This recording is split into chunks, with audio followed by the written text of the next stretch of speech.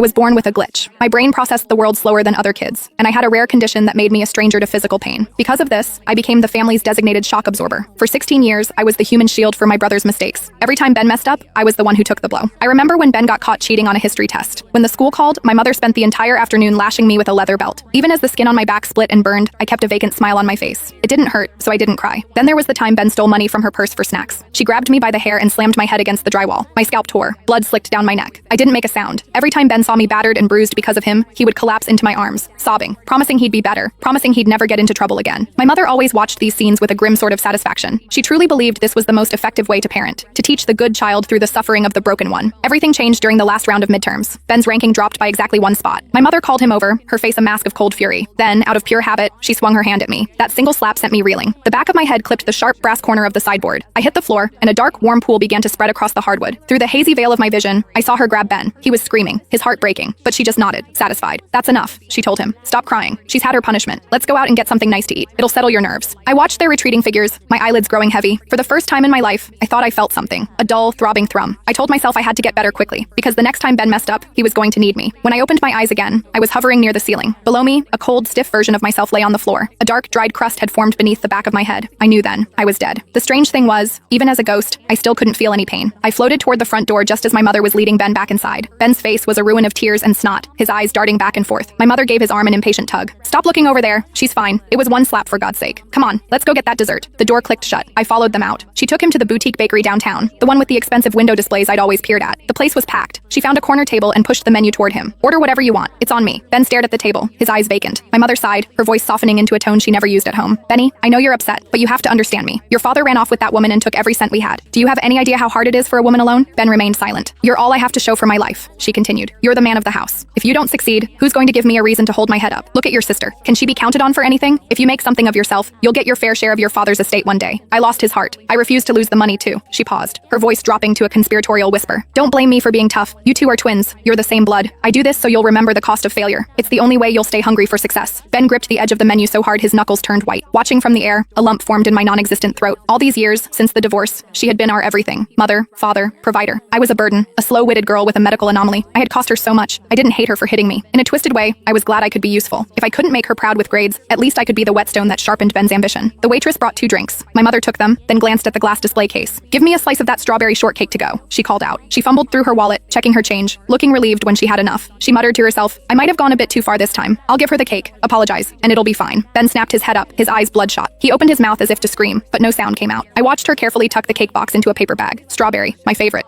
A pang of longing hit me.